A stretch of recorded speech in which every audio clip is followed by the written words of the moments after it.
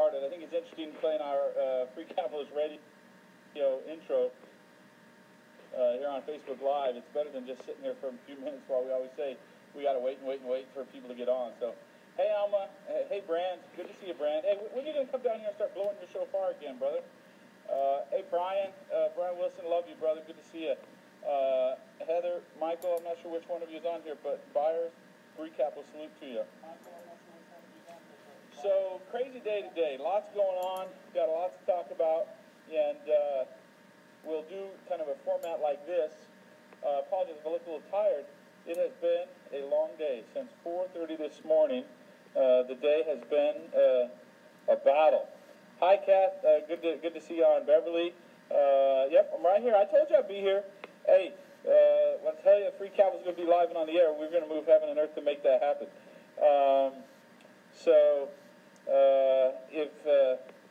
If you have any trouble ever watching the show, just keep on trying. We don't give up. Persistence is a virtue, particularly when you're a capitalist.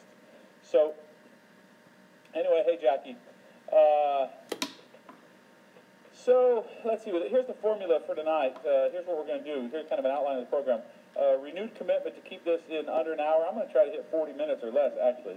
We'll see how I do. You guys can hold me to it. Then, what we're going to do is, let's see. I'm getting feedback so that some people tell me y'all can't see me enough. I know I got this good-looking mug going on with this really broad beard. My wife loves that when it gets real long. But all right, so here's the formula. Here's the program. First thing we're going to do, we're going to talk about how we fight in the cause of liberty. It's really important. Second thing we're going to do is we're going to do an update on the United States of America versus Bundy and the craziness that's happening with the Bundys today. And then the third thing we're going to do is we're going to answer questions. So I'll take your questions like before. Hey, Jared, good to see you. Hi, Therese. Good evening. Glad you're online with us. Hope you're ready for some scintillating brain-on Free Capitalist broadcasting today. Hey, Dave. Good to see you, old friend. One of these days we're gonna have to get together. Now, I know I'm trying different things each day here to make sure we're getting the best quality here. Make sure somebody give me a heads up. Is the volume okay? Can you guys hear me all right? Yeah, Jackie, I'm happy to help you out with K-Talk, but you have to send me an email. My email's on the website. There's just a million things going on, but yeah, I'm happy to hook you up and get an interview there. So, all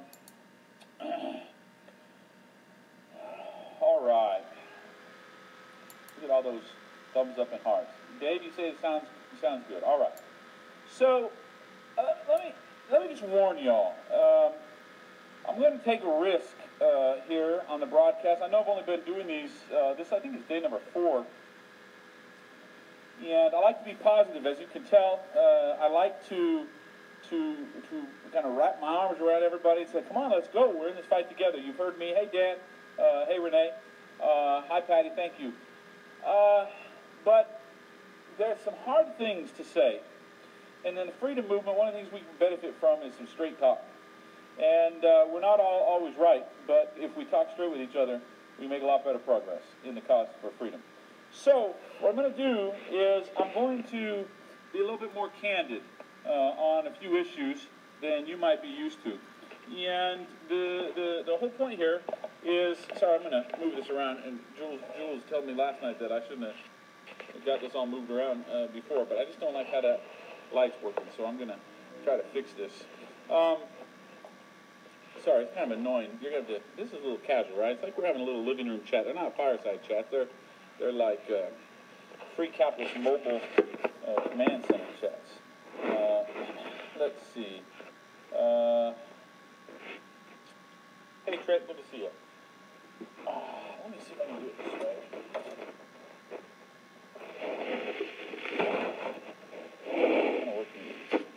You know, one of the things, when I did fighting in the courts, you don't spend a lot of time trying to figure out how to get your camera angle the way we want. So, let's just try that right there.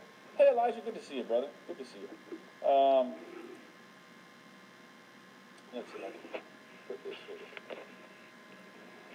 So, when talking about being candid, I put the headline on the broadcast tonight, how we fight in the cause of liberty matters. It matters like how we live in the cause of liberty, and it matters tremendously. And I'm just going to speak kind of as a grown-up to my friends, just like I think sometimes we ought to speak like grown-up with each other. We can't be buffoons. We can't be angry, passionate, emotional people and think that we're fighting and we're going to win. In the legal system, that is particularly true. It is important that we be intelligent, that we be diligent, that we be persistent, and that we be strategically committed to the long game and to the victory. And in this community, especially when we start talking about the Bundys, there are a lot of people who pontificate and shout off, "Hi, Sandra," and they don't pay attention to the details. And so I want to take just a few minutes here, and we're going to, before I get into the update about the Bundys, this is kind of a preface or a predicate or a warning. The cause of liberty is real. Last night we talked about the importance of investing in the cause of liberty and the importance of making it as serious as you would study any college subject. Hey, Richard, welcome from New York. Glad you're with us. Thanks for chiming in. Thanks for being here. So if you want to go back and watch the broadcast from yesterday, we talked about it's silly to say you're in the fight for liberty if you're not willing to be as serious, at least as you would be, to go get a degree from a university.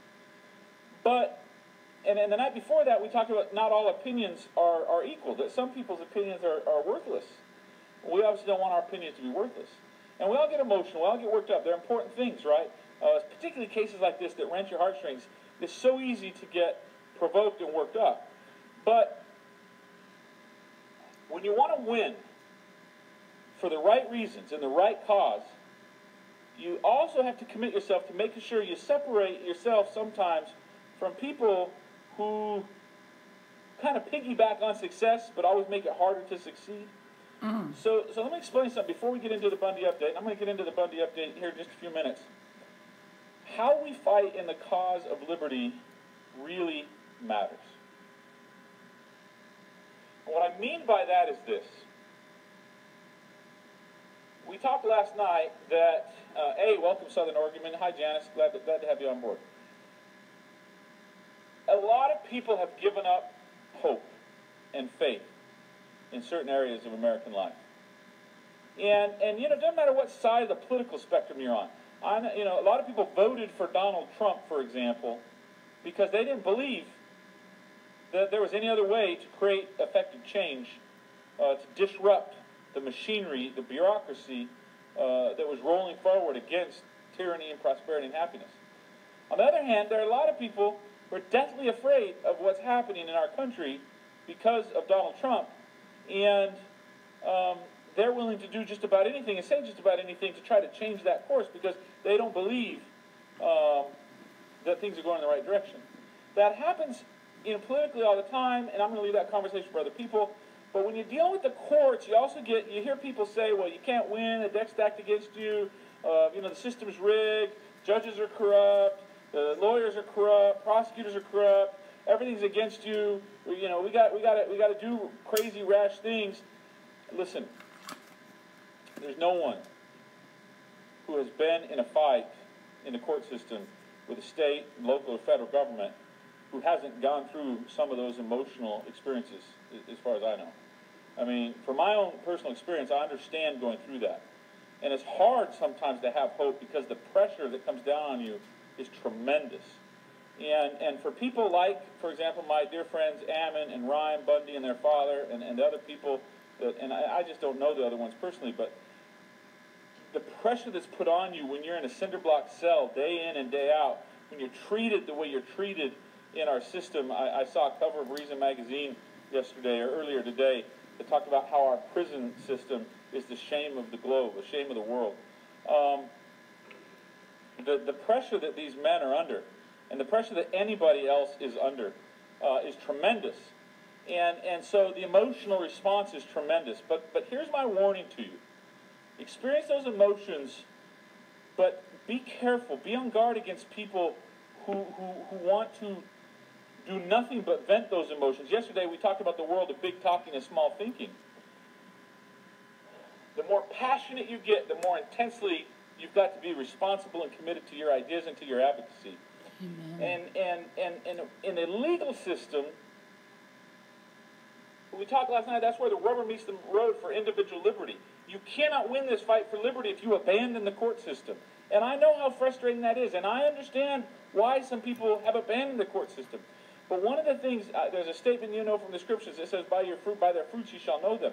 One of the reasons Morgan and Marcus and I went up and fought for the defense up in Oregon is not just that we wanted to help the defendants. We did, obviously, very committed to the defendants. It's not just that we believed that that fight was worth fighting. We did. Hey, Michael Proper, old friend, good to see you. But we fought because there was a break in our community and people that we identify with where some of the craziness was winning. And the narrative, we lost control of the narrative early on. The narrative, hi Joy, the narrative was that these crazy militia lunatics had taken over the federal building, and it was all back. Nobody understood the story. That was a big surprise when we put on this legal argument that the media wasn't reporting about. And the jury, when the jury came back with the acquittal, they were like, what, if you would have sat in the court and heard what we heard, remember, all 12 jurors acquitted those men. And a lot of people say, well, how did they do that? Well, if you're just reading the story and learning the facts from the media, there was a whole part of that story you didn't hear. And that happens in the battle for liberty. We lose control of the narrative. I've heard many people say that, but here's what I mean in particular. My friends, you either believe in America and its institutions, or you don't. And I'll be the first to admit that our system is broken.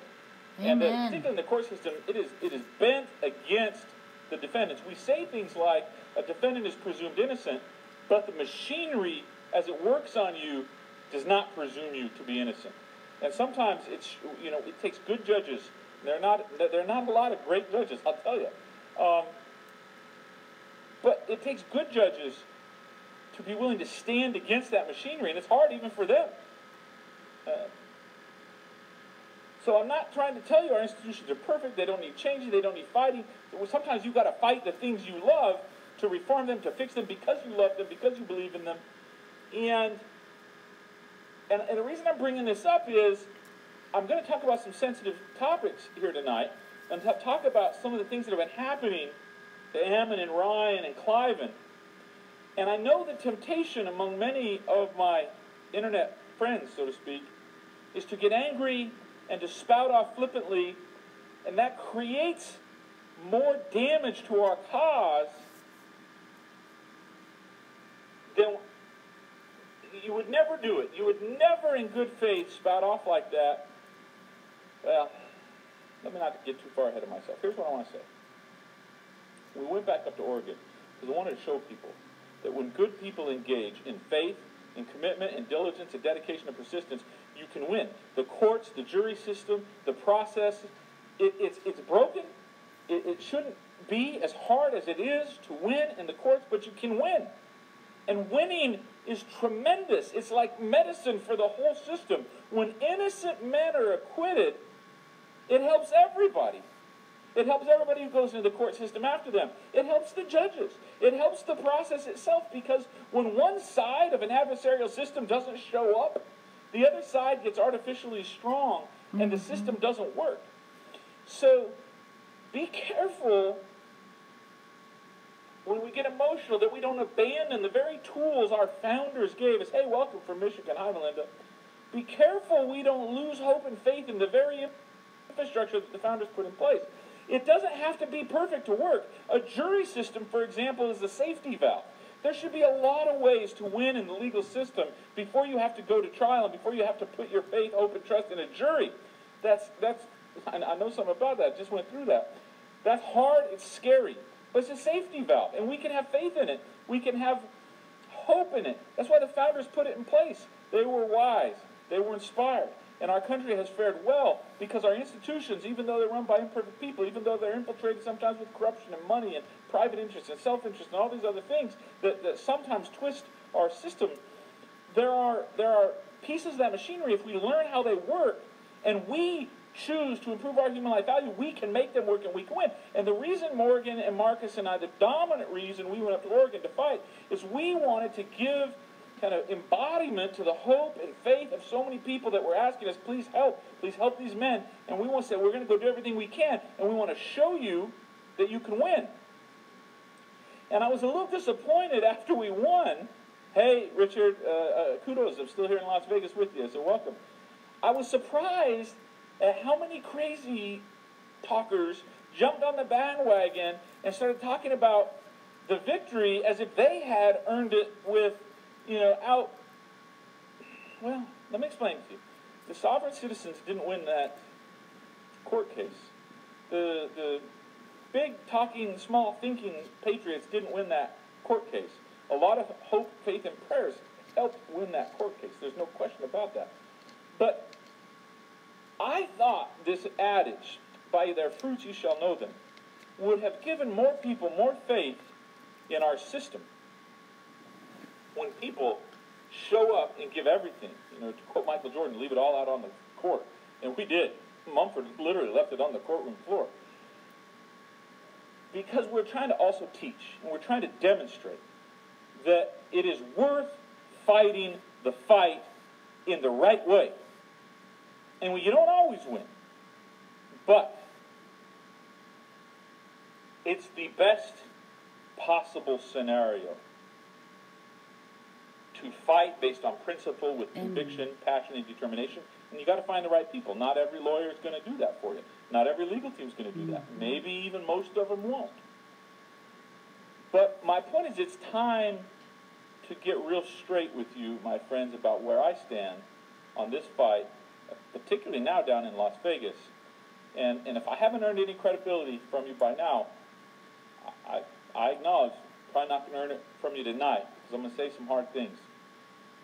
I fought hard before any of this group ever really knew who I was in the legal world when I was building the Free Capitalist Project in my business enterprise, and I built a reputation there. And then I got my own 10-year legal battle, and I tried to demonstrate by example my faith in the system, my family's faith in the system, and how we fought for 10 years in that system. Tried to demonstrate my faith by going up and getting involved to help our friends and our brothers and sisters up in Oregon, and showing them that you can win. You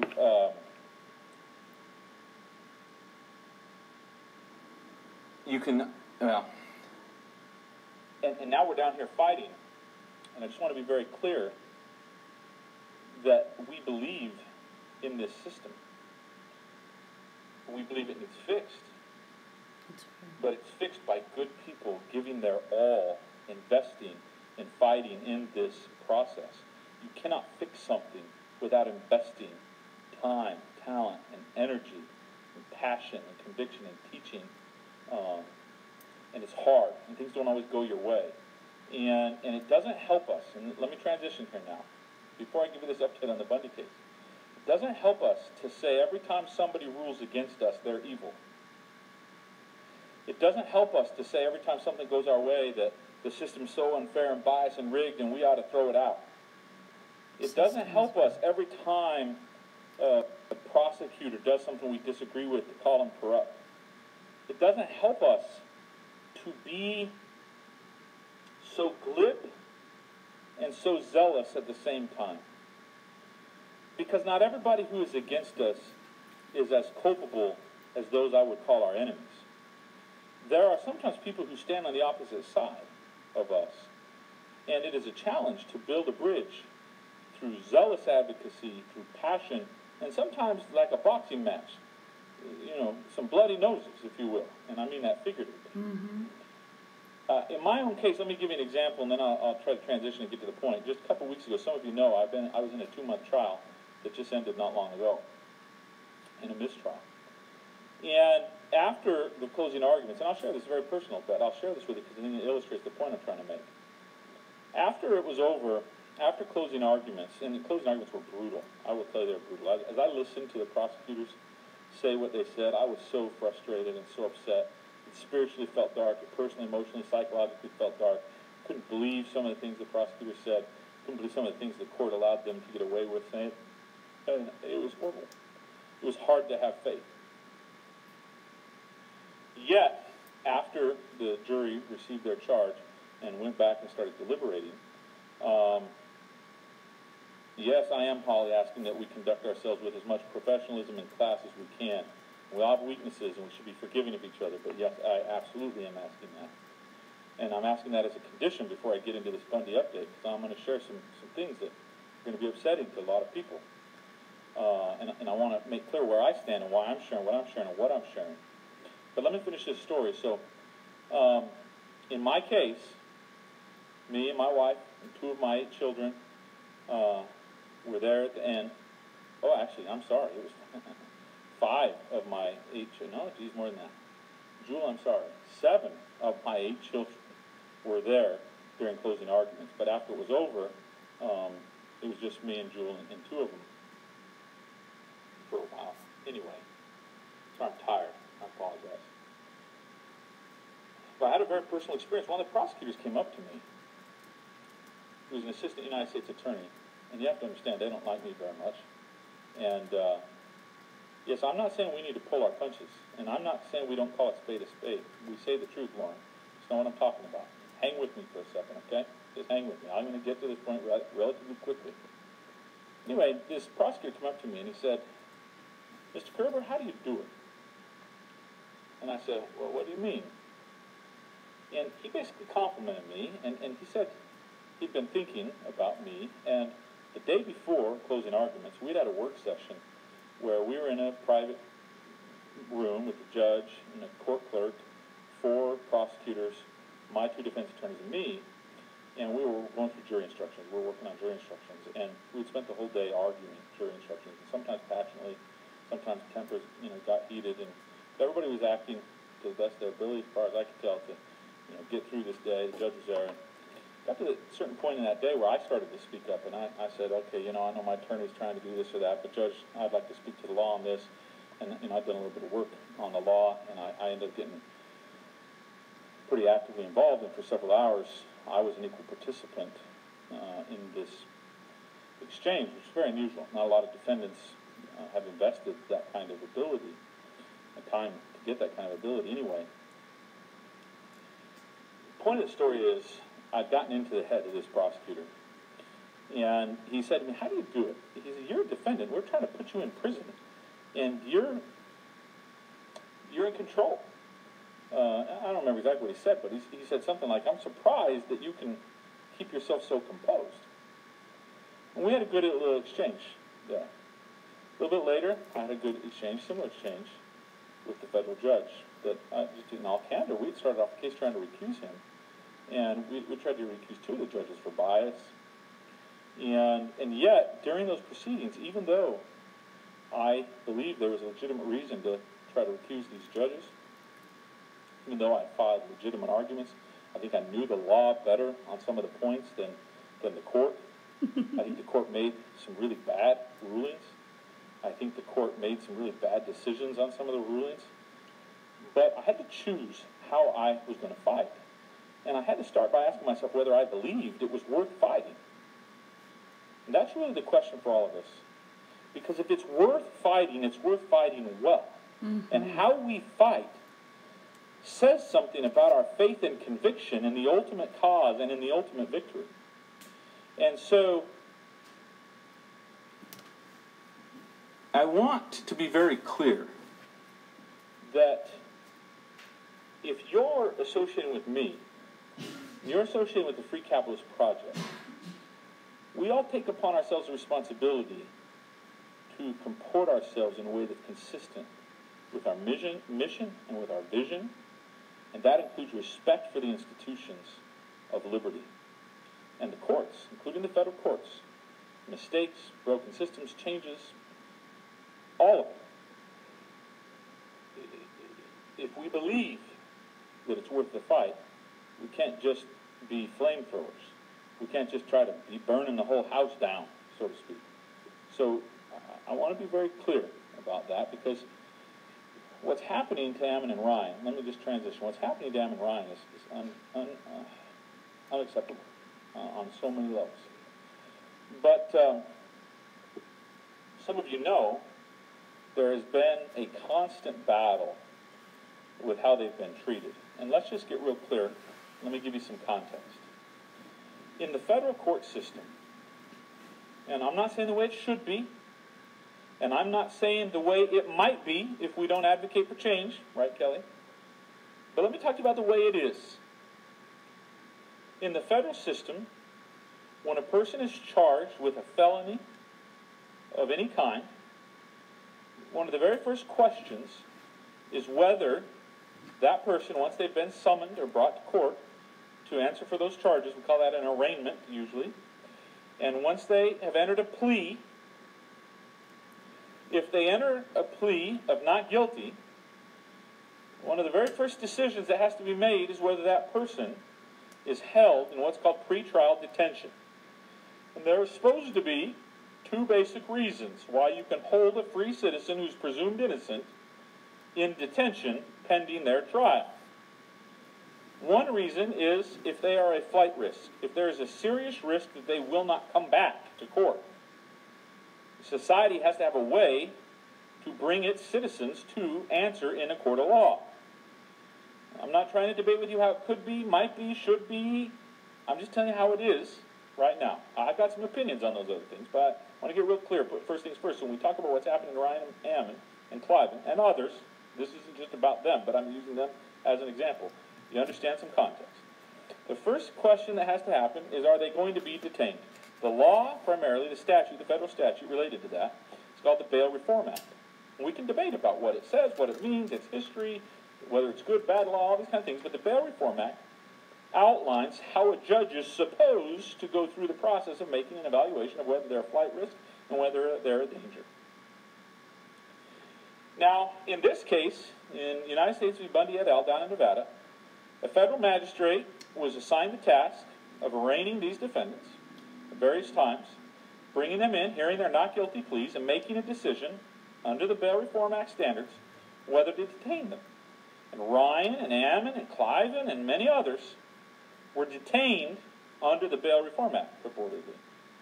There's a lot of people who were mad about that. I didn't like it. I didn't think it was a good decision. I didn't think it was necessary. I did not think these men were a flight risk. I did not think they were a danger to society. I was surprised at how much latitude the government was given and how much latitude this narrative that they were domestic extremists was being given. I was surprised. Maybe I shouldn't have been, but I was surprised, and I disagreed with that decision. I tried to help litigate on that issue to get these men home with their families so they could be with their families, so they could make a living, so they could be given the dignity of free citizens and not have to wait for their trial in prison. And we lost that argument. Okay? And when we lost that argument, a lot of people said, oh, Magistrate Judge so-and-so is corrupt. Oh, Magistrate Judge so-and-so didn't follow the law. Oh, Magistrate Judge so-and-so should be whatever horrible thing should happen to them. Some of those emotional responses are quite natural, I understand. But if we're in this fight for the long haul, we've got to understand what the consequences of staying in that emotional place. You might disagree with a magistrate judge's interpretation of the Bail Reform Act, but you haven't been made a judge in the federal court system to make that decision. Maybe you should have been, maybe this person shouldn't have been. You know, I'm not talking about how it should be, might be, could be. I'm talking about how it is.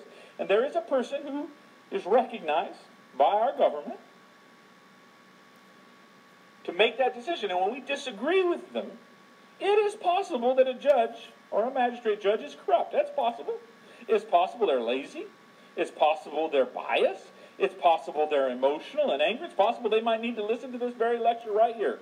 Because they're human beings. And our system is built with the understanding from our founders that human beings do have a tendency to get overbearing with power. And so when we lose to these individuals, we don't necessarily have to start mouthing off. If there's a reason to speak, we speak. If we're going to tell the truth, we're going to tell the truth. We're going to call a spade, that's fine.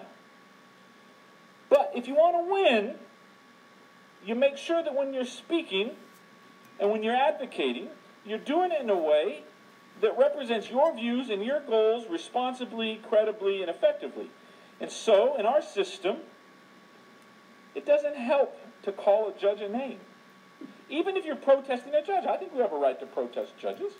We should protest in a way that brings dignity to the cause of liberty and brings faith and trust and attracts attention to people who say, I want to go stand with them.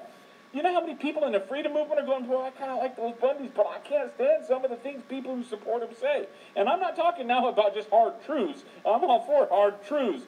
But I'm talking, I posted something earlier today about what's happening to these men. And I'm going to tell you what's happening to them. And I saw the most disgusting comments. People advocating horribly irresponsible things. Right. To these judges, to the courts, to our country, to our government. I won't be a part of that, my friends. It doesn't help us. It's usually not true. And quite frankly, if you want to see a judge removed from office, we'll learn how to do that. If you want to see a judge removed from a case, learn how to do that. You know how easy it is to mouth off and say, that judge should be out of there. It's like when you're a kid and a baseball umpire makes the bad call, and you want to just, every umpire is not good enough if they don't rule for you. There are judges that need to be out there. I agree. But you don't help the cause of liberty by being a numbskull. You've got to be smart. And we have to have a basic level of respect for the process and the institutions that we're seeking to reform. Stephen Covey, we've got to begin with the end in mind, so we want to accomplish something. Now, I heard nothing, and this is going to make some of you ticked off, okay? I'm just going to say that in advance. For a year and a half, I heard nothing positive about the federal judge presiding over this case from this community. I don't remember seeing a positive thing said. But every time I got involved, every time I wrote a motion, every time I helped do the legal research on an issue, every time I helped prep an attorney, and there were many times, and didn't raise a flag and say, come pat me on the back. I was very involved at various points of the process. I saw opportunities to influence a judge legitimately with argument, reasoning, and the law, and I didn't give up hope or faith. I disagreed with this judge. I disagreed with a lot of the decisions that she made, that a lot of the magistrate judges made, but when I got down here to fight, I didn't come here to mouth off. I came here to fight respectably, professionally, passionately, and to win. I want to get these men home. I don't want to support somebody's political agenda or somebody's Facebook campaign.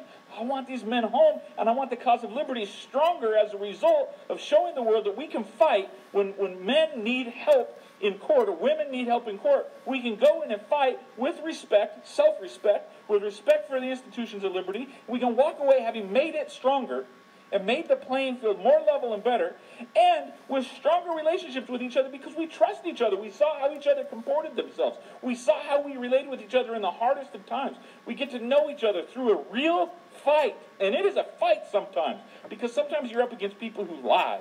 Sometimes you're up against powers who are lazy or who cheat, who have other interests that they're not disclosing. I'm not saying that's always true in every walk of life, in business, in government, and everything. Now, I'll tell you, since I've been down here, this judge has made a lot of good rulings. This judge, for example, I remember when she made the ruling to let Morgan Philpott into the case to represent Ammon Bundy. I thought she did that in a way that was very respectable. Not just because she agreed with me, not just because she agreed with our position. I thought, hey, where is this evil monster that everybody said was out there? I'll tell you today, she issued a ruling today in response to the government's motion to eliminate. In the last two trials, all I heard was how this judge was rigging the game against us. And I was worried. I thought, holy cow, is that really happening? And I'm not saying the judge didn't make bad decisions back then.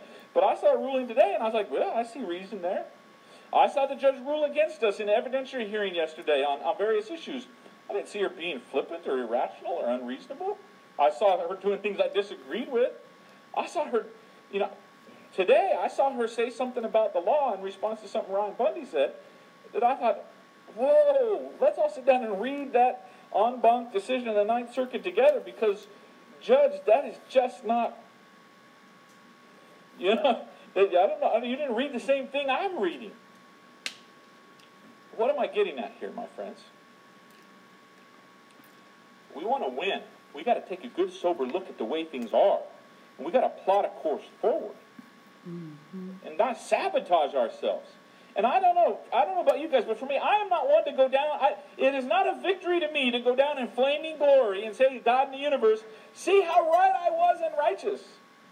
There are a few people in this life that get called to be martyrs for a cause, and not one of them signs up and says, all right, I'm glad to die. No, they say I'm glad to stand for a cause, and if it takes my life, it'll take my life. But what is your life worth if you're willing to throw it away? A martyr is a martyr because they wanted to live, because they loved their life.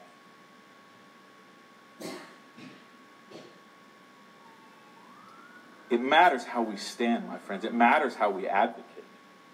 And when we disagree with something, in this kind of liberty, let me explain one more thing, and then I'm going to give you the update on Bundy. One more thing. In the cause of liberty, in America, the American way, it is not the freedom to agree with someone that is hard to protect. It is the freedom to disagree that needs protecting. And one of the things that people who love liberty better get very clear on is it doesn't matter if it's a bureaucrat or a law enforcement officer, an elected official, or a judge. If you disagree with them, we all want to have the freedom to disagree without resorting to force. That's free society.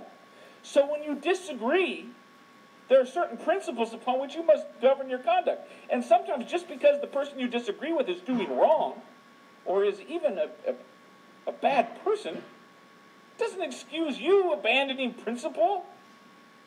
So be careful. Be careful. Let's be wise, my friends. Now, it's the same with how you live, right? What kind of parent are you? What kind of husband are you? What kind of father are you? It matters, right? It matters how you live. It matters the choices you make. That's not just what you say. We have to speak the truth. We have to speak it plainly. But we also have to live the truth. We have to hold on to the truth. And we have to let people who look for goodness see goodness. Not everybody looks for it. I understand. And I'm not going to make some people happy. I understand that. And there's some people who are against us that are mean, vile, vicious people. I understand. But we can show respect even to those who hurt us. I challenge those of you who are Christians. I challenge you who aren't Christians. Go read the Sermon on the Mount. There's an interesting statement by Jesus. It's very hard. A couple interesting statements from my perspective. Love your friend, easy enough. Love those who hate you. Do good to those who hurt you. I'm paraphrasing. Pray for those who despitefully use you.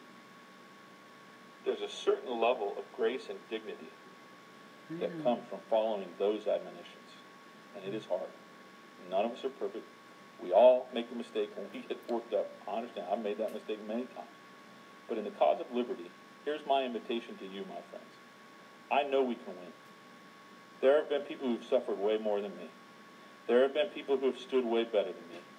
But to whatever extent I have been through some trials, and to whatever extent it has made me a better man, I want you all to hear it from my voice. It matters how we stand.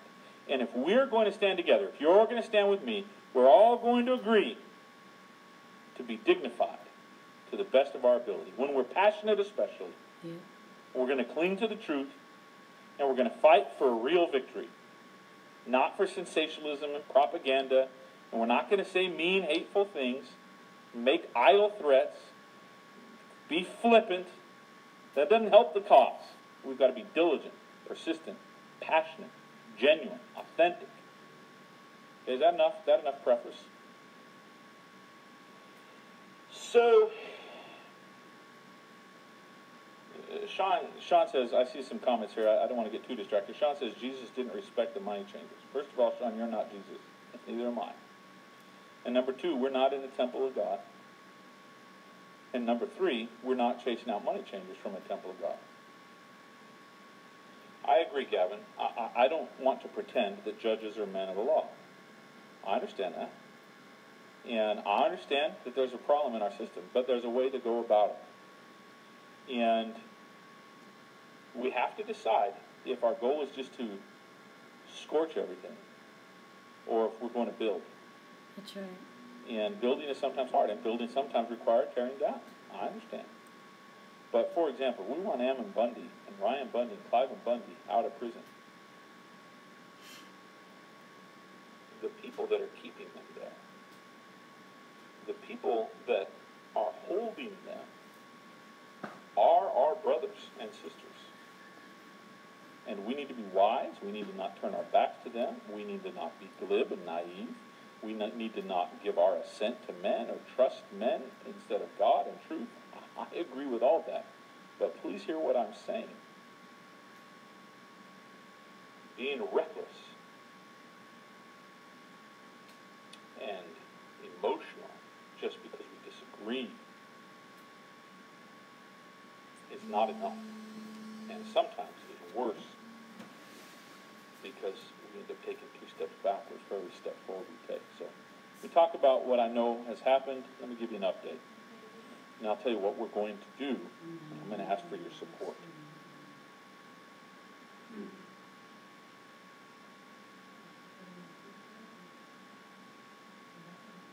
Most recently, apparently the marshals have been in physical altercations with Ryan and Ammon and apparently Clive. And I don't know all the details. Gavin, I respect your brother. We don't know each other well, but I want to have that conversation with you. I agree. The republic I love doesn't exist. But there is a remnant. This system is not gone. And there's some things worth doing. And there are even some wrongs worth indulging to fight the right fight and to win the right fight. And I think we're on the same team. I just happen to be a strategic fellow. And I have found it has borne good fruit in my life when I pursue wisdom over anger, and when I bridle my tongue. Yeah, you're not keeping me. I know you're thinking out loud. So am I. And I don't mean to set myself up as the only person who's got something valuable to say here, but I have some things to say. So here's the deal. So apparently, at some point, Ryan and Ammon and Clive had gotten an altercation last night on the way home from the court with the marshals. I don't know all the details. I know they ended up getting injured, physically injured. And I know these men, and I know they don't provoke violence. I know they provoke thoughts, and sometimes the law enforcement world seems to be very quick to respond with force when they don't like the thoughts you're provoking. I don't know what happened. I know my brothers. And apparently there was a debate about what my brothers could be rightfully compelled to do. And apparently in a debate about that, one side resorted to force, and my brothers were injured. Now, I'm not trying to speak in vague generalities. I just don't know the details. Ammon has not been able to get a hold of me. I saw him in court today, but I have not been able to speak privately with him. I did speak to attorneys. I do know a little bit about what is being reported, but let me just explain this to you. This morning, apparently there was another altercation. The marshals purportedly said that what it was about was in an elevator. Ryan and Ammon wouldn't go to a certain side of an elevator, or wouldn't turn their mind, and wouldn't put their face against the wall so that they couldn't see some codes being entered in a keypad or something in an elevator. I don't know. I know what was reported, and supposedly there was some kind of physical altercation to compel these men to respond to the marshal's orders. And I don't know all the details. I do know Ammon disagreed with that characterization, Ryan disagreed with that characterization, and Clive disagreed with that characterization. I also know these men looked horrible when I saw them this morning. Their faces looked like after a person has run a long ways. They were splotchy and flush. I could see injuries on their arms, and I could see injuries related to handcuffs, and it appeared that someone had been, to me, that someone had been yanking on those chains, the belly chains or the handcuffs. You could see injuries on their wrists. You could see injuries on Ammon's arms. I heard Clive and Bundy's attorney addressing these issues, and after talking with him at some length, these men had open wounds. They had obvious bruises. You could tell in some ways were still in pain just by the way they were holding themselves. And yet, when I was there, they stood with dignity. They addressed the court with straight voice, fairly unemotionally, until Ammon got a little irritated.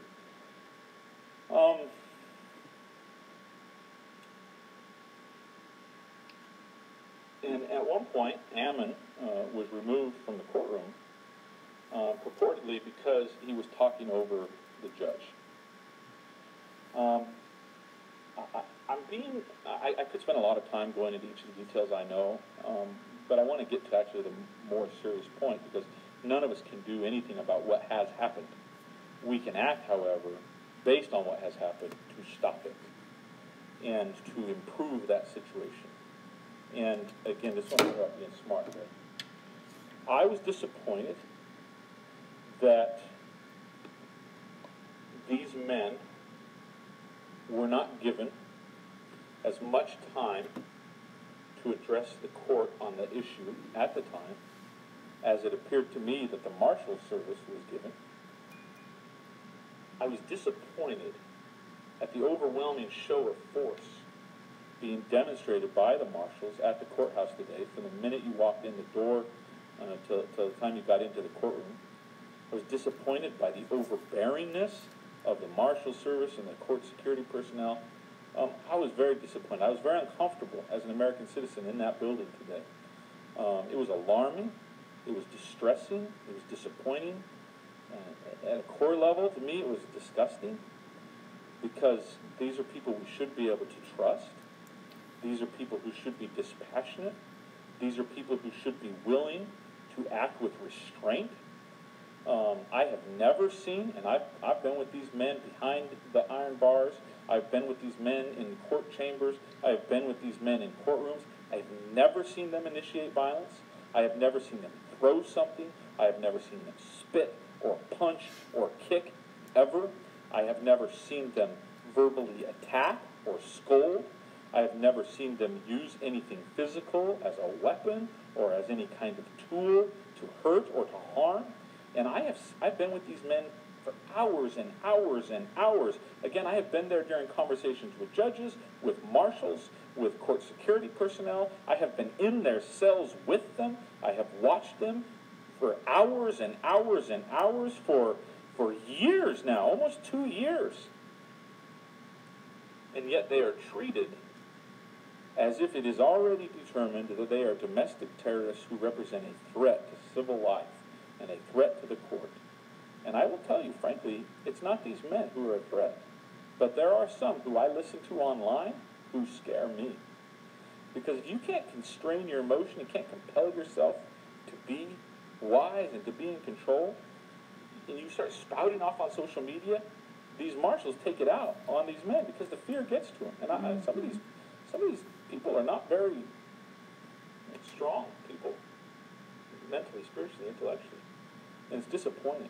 But we have to show them some respect. I've always been respectful to the marshals. I've always been respectful to court security staff. Don't always disagree with them.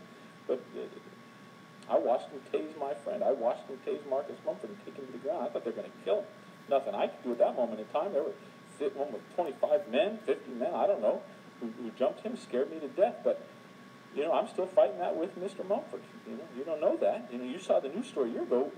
We're still spending hours and hours and hours fighting that fight to win for other people down the road.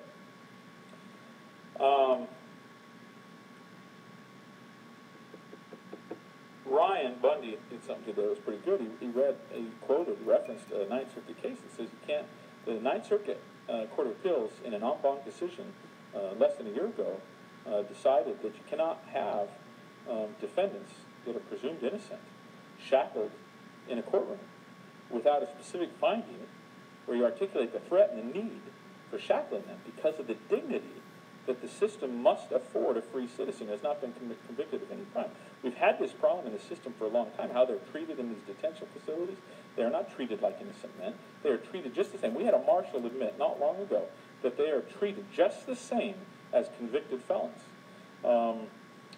Today, they were forced in belly chains and leg irons and handcuffs.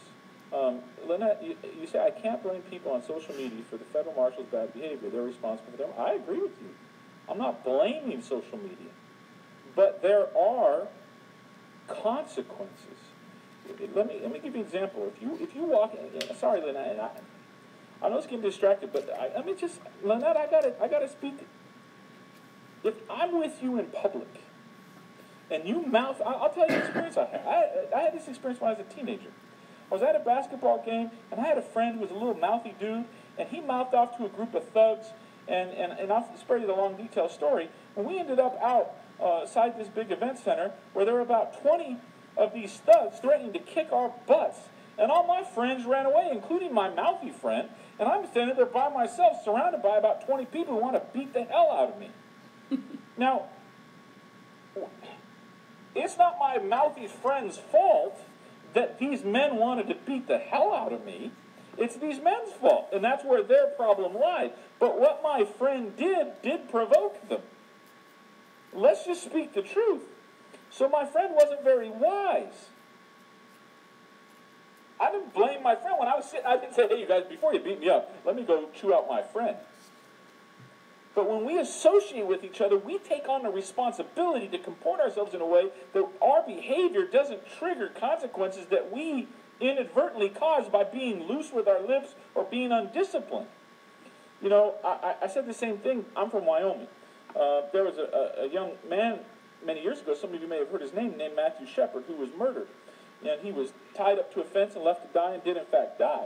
And there was a big controversy that's still, well known to this day. And the modern narrative is that Matthew Shepard was murdered because he was gay. And he became an icon for the cause of respecting the dignity of all people. And I took a lot of flack because I said he wasn't murdered because he was gay. He was murdered because two guys murdered him. And you're missing the point. You're politicizing an issue. When you understand somebody's willing to murder, that's where the problem lies. So I agree with you, Lynette. The marshals have a problem if they're going to be quick to violence and quick to excessive use of force. And we've got to address that problem. And there's a way to address that problem. But knowing that that's a problem, we've got to be wise. There's a phrase in the scriptures, too, that says, agree with thine enemy when you're in his way. So, I'm not ascribing blame. I am teaching a concept for how we fight.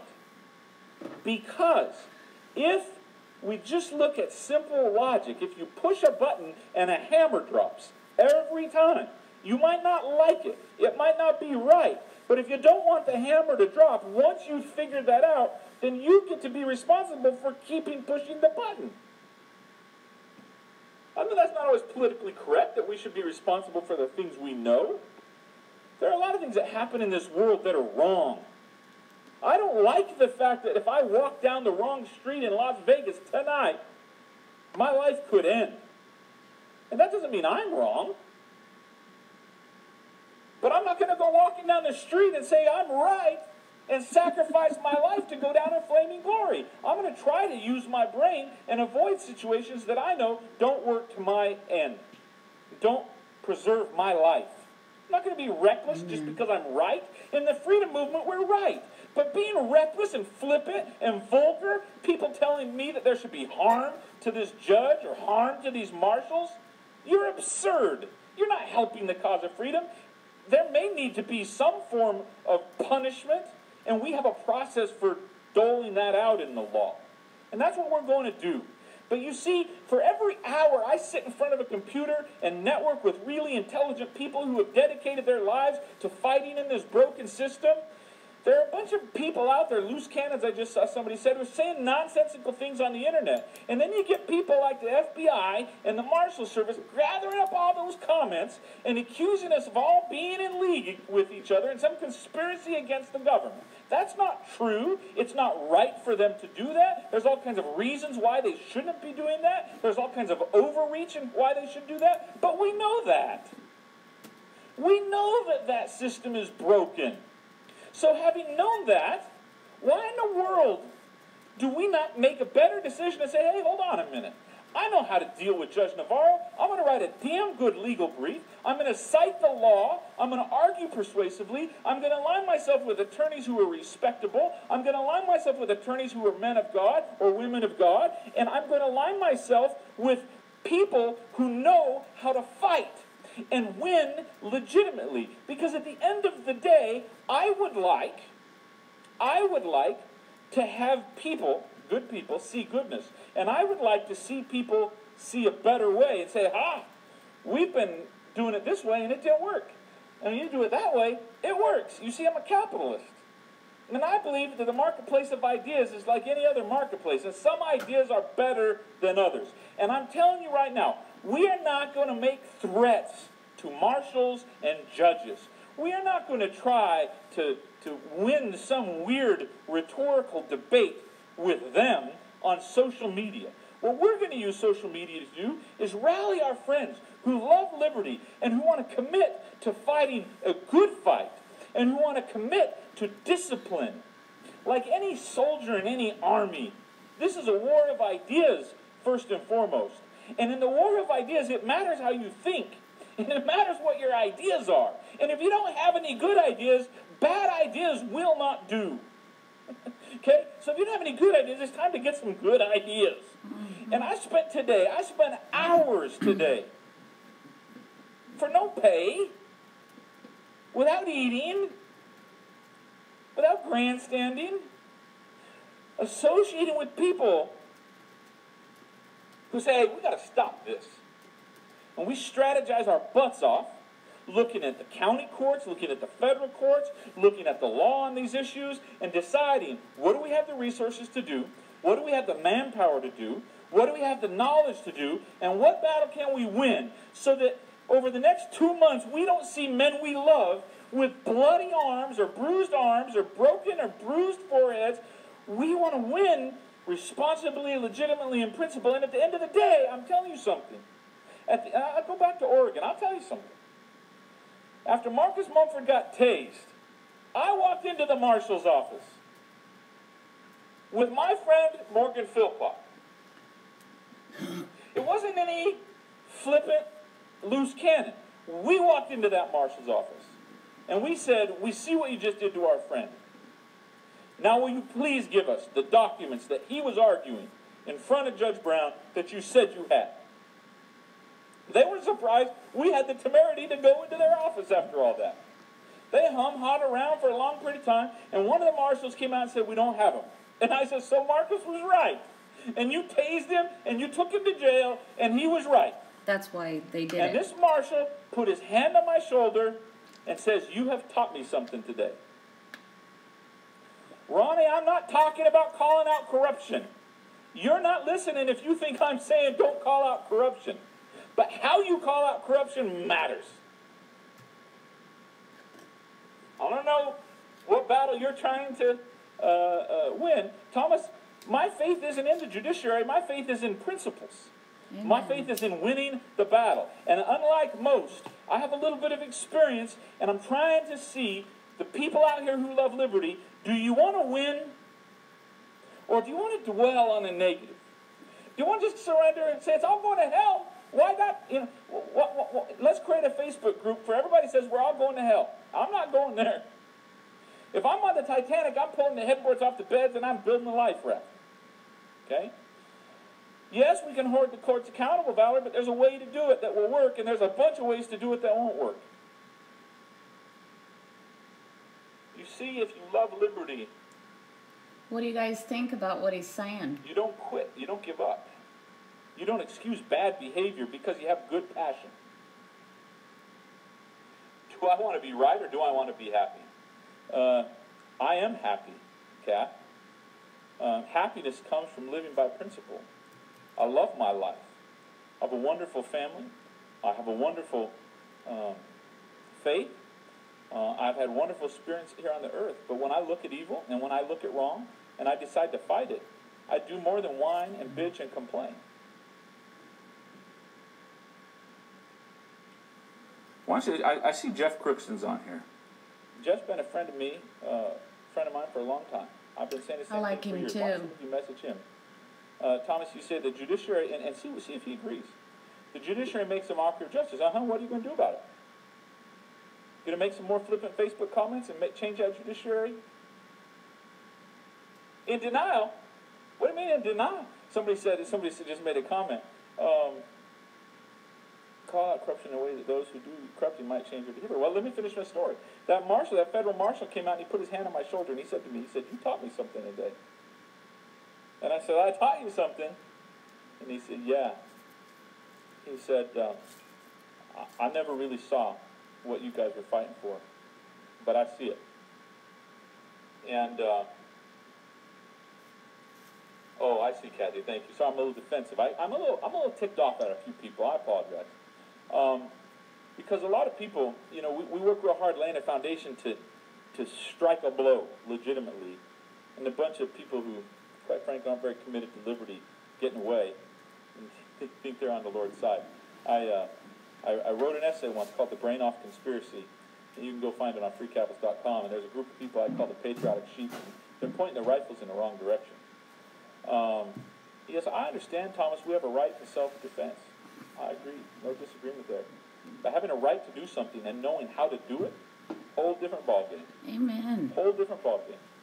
So here's my invitation to you, my friends. If you want to do more than be upset, if you want to do more than be angry, if you want to do more than be let down, let's start taking some steps together. Let's walk together. Some of you are hearing me, and some of you are in this fight, and your heart and your mind and your soul are in the right place. I'm so grateful to know you. I'm so grateful to be associated with you. I'm so grateful to want to be able to connect with you like this. So here's what we're going to do. I agree with that. Yeah. We've got a legal strategy. Vincere, is that how you say your name? And spent about 6 hours today working on that. I'm going to spend about 4 more hours tonight. Then I got to actually work on another legal strategy for something we're doing tomorrow in the court. Not a lot of sleep goes on around here. And there's a handful of us that we're going to take some legal action. We're going to take some legal action that I think has a very good chance of winning and succeeding based on some paths that we've been down before. And we're going to stop. We're going to do our best to stop the abuse that's been happening to these men. And we're going to give these men something to hope for in relatively short order. Now, some of you might say, well, I don't have any hope. I don't have any hope. Okay, I'm not going to do too much bragging here. But I want to speak the truth. So let me put something out there for your consideration. My good friend Morgan Philpott is one of the attorneys in this case. He and I work together, as you know. Morgan is one of Ammon's attorneys. He's also helping some of the other defendants, just like I am. And several months ago, we put out an invitation for a fundraiser to help get Morgan down here. And we raised some money for Morgan and I to get down here. And you can go to bundydefense.com and you can see that. And we did a really good job, and many of you did a tremendous amount, raising money and support, and it's great. Now, I'm going to tell you, look at the history of this case. As soon as Morgan got down here, you know the first thing that happened after Morgan got down here? If those of you who like to research and you'd like to actually see the truth, first thing that happened when Morgan got down here is Ammon Bundy got out of solitary confinement. That didn't happen by accident. Okay? And I'm not giving all the credit to Morgan. I believe in providence, and I believe in intervention, okay? But I believe in men doing good things based on principle and having good fruit, and it bearing good fruit. And since Morgan got down here, Ryan and Ammon got out of solitary confinement, and they stopped with the body cavity searches. And it was the judge. It was this judge, Judge Navarro, who agreed to that and issued that order. Not excusing anything about anything that some of you disagree with, but I'm saying let's acknowledge the truth where the truth is. Today, yesterday, was a very good day at an evidentiary hearing based on a motion that Dan Hill wrote and that Ammon's legal team has been advocating for a long time. Now the Federal Defender's Office and very good attorneys there have picked up the gauntlet there. They've done a tremendous amount of research. We made a tremendous amount of progress, and for the first time in a year and a half, we got Dan Love on the witness stand under oath. Some of you know how significant that was, and that's going to bear fruit. Today, Judge Navarro issued a ruling on the government's motion in limine, like the motion in limine that she had granted in prior trials that excluded a ton of evidence.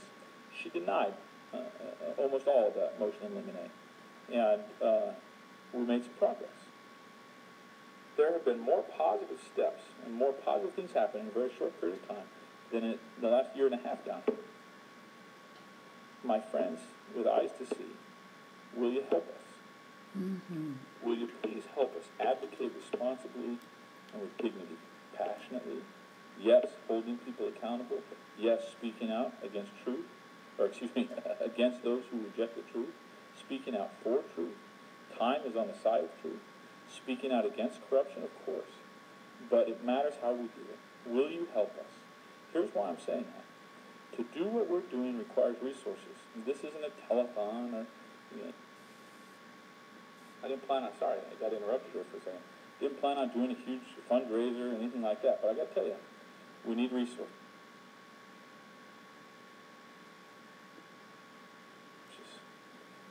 We need a lot of resources to accomplish this.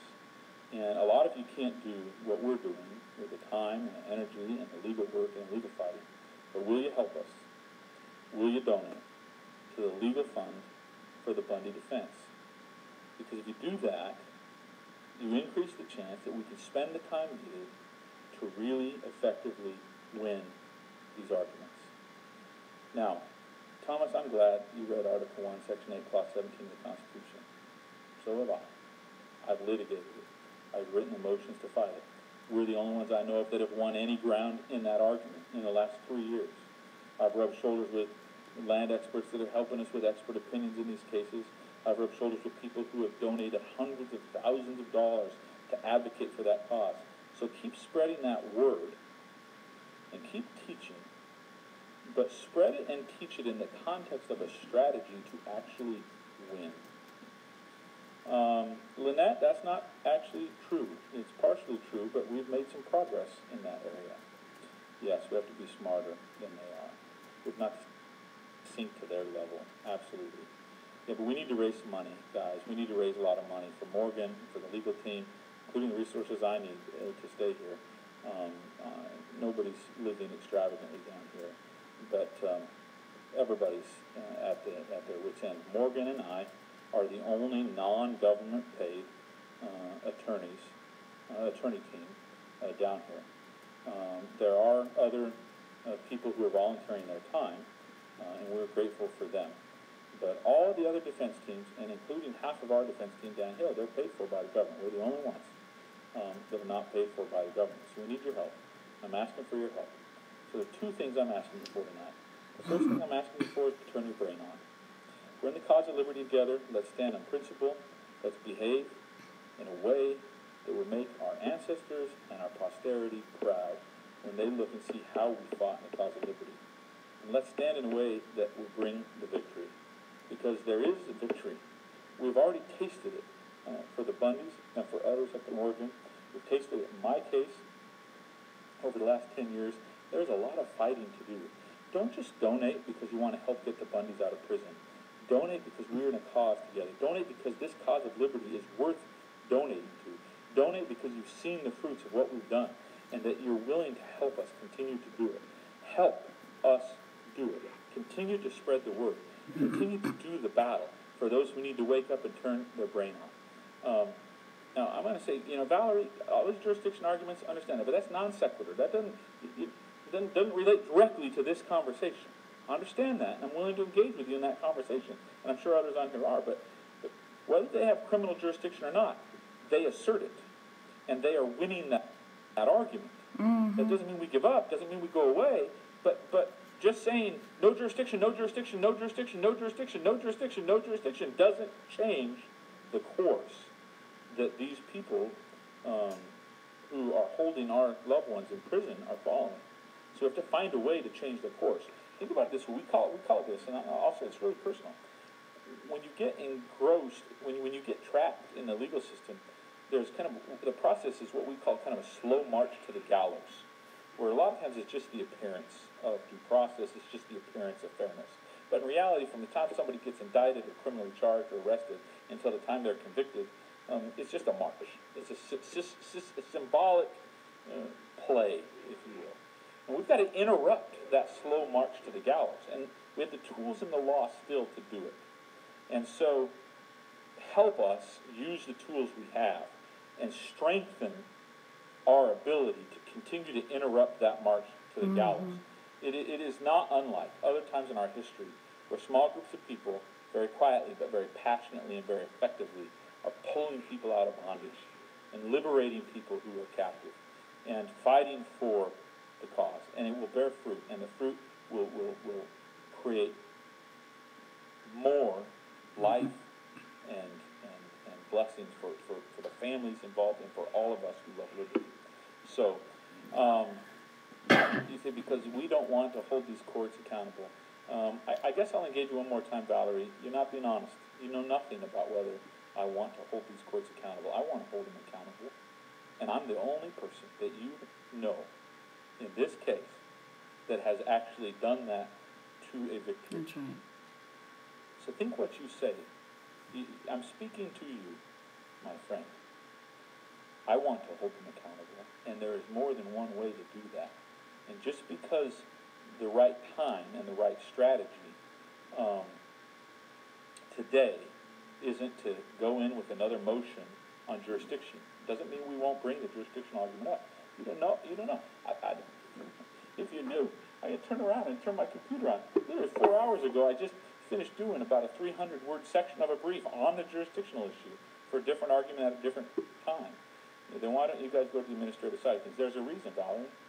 I might teach you something, the difference between a capitalist and a socialist real quick. Because you've taken the time to be on here, there's a reason, and I've appreciated your comments so far. There's a mistake we sometimes make because of the victim paradigm, the consumer paradigm, the scarcity paradigm that's so prevalent. Amen. Amen. We have a tendency to think that we know what we don't know. Mm-hmm. And we have a tendency, accidentally most of the time, to think that if somebody's not doing something we think they should be doing, they just don't know what we know. But we have to also admit that they may know something that we don't know. That's the kind of respect I'm talking about. I'm not talking about respect that excuses evil or wickedness. I'm not talking about respect that makes excuses for wrong behavior. But I'm talking about respect that says, well, before I judge, I might allow myself for a minute to believe that person may know something I don't know, and I'm going to find out first. Then I will make a decision on whether I will yoke myself with them. Mm-hmm. Valerie, I know a little bit about jurisdiction. I know a little bit about the history of how Article III courts have come upon their claimed jurisdiction in criminal matters. I know a little bit. I've studied a little bit. I've researched a little bit. I'm sure you have too. But on a broadcast like this, just spouting off, this is what I'm saying, just saying about one little thing here and there, we don't progress down the path together. And that's what I want to do, not just for you, Valerie, but with many of the hundreds of people that are watching this broadcast. I want to make progress. I want to move. That's the message, Move my forward. friends. That's why I'm here. That's why I'm sitting in the Free Capitalist Mobile Command Center by myself in Las Vegas, Nevada. I do not like this place. I do not like Las Vegas. I do not like the culture around here. It is not my kind of thing. I need to get back up to Liberty Reef. That's where I like it. I want to put on a cowboy hat and get on a horse with my kids. Okay? But I can't fight to get the Bundys out of prison and to stand up for liberty up there right now. Where I'm fighting is here because I believe in progress. We're going to win. With God's grace and help, and a huge amount of passion and sweat, we're going to fight. And we're going to fight past even our own friends who sometimes get in our way. Because, at the end of the day, I'm trying to earn a credibility from you, Valerie. I'm trying to earn a credibility from the other people on here that says, holy crap. Excuse my language. Sorry, sweetheart. They won. You see, that's what I thought some of our friends in Liberty would say when we won. I haven't seen it. And when we won again, and when we won again, today. and some have. And this is just a piece of the puzzle. Winning in the court's the only piece of the puzzle. We got so much work to do, my friends. Let's unite behind a basic idea that every day we're going to wake up and turn our brain on. We're going to engage in the world and say, I want to be smarter. I want to be stronger. I want to build better relationships. I want to build better strategies to move myself, my family, and my community of friends in the cause of liberty forward. That's what this is about. I started off by telling you it matters how we fight in liberty, and it does. I invite you to consider that. Matter of fact, I invite you to think about some of the things I say, like the world of big talking and small thinking. I'm not always insulting people when I say that. All of us sometimes have small ideas that could be made broader by more truth and light. Where is it, Aaron? You know, Twyla, that's a good question. Let's do that. Let's switch.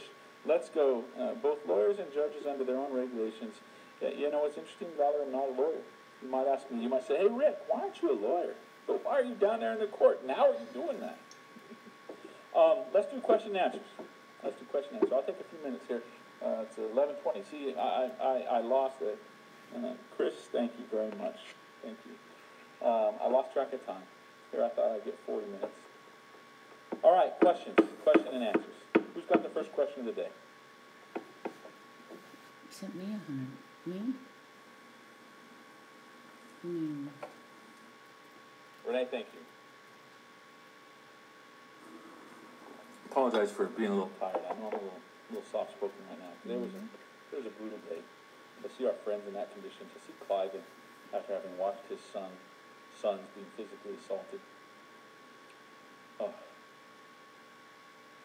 You mentioned using our talents earlier, but what if we don't know what our talents are? Thank you. Out-of-work truck driver, 2 failed attempts at a trucking business.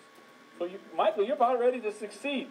It takes about 3 failures before you get a big success. I'll tell you, I'd like to engage in a dialogue with you. First thing is first. You got to invest in your own mind. One of the things we often do is we're quick to act before we think or before we know. And sometimes that's faith, and that's great, and we'll never know everything.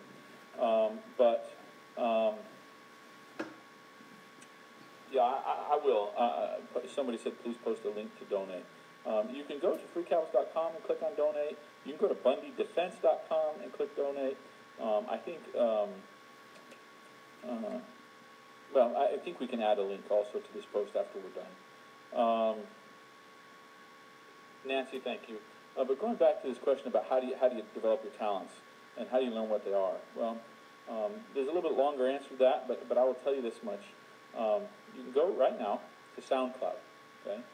And just type in Liberty Reef. When you get to SoundCloud, type in Liberty Reef. There's a series of lectures that I put up there for free called The Principles of Prosperity. And I give 15 lectures that are designed to answer that question, brother. That's my shortest answer. Thank you, Lynette, very much.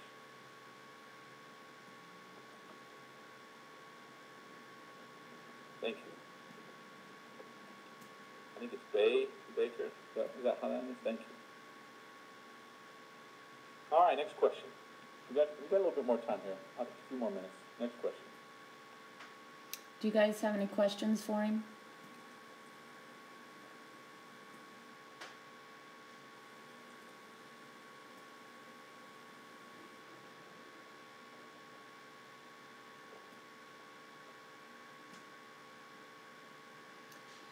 Yeah, I agree, Vincere. This is why I like this guy, is because he focuses on principles instead of personalities. Paula, is there any other thing that the attorneys can do or go to a higher court to stop the abuse of the prisoners? Yes. And I'm explaining some things. I know in a post earlier I expressed some frustration that we weren't able to take pictures in the court. I expressed some frustration that we weren't able to get certain things done. Yeah.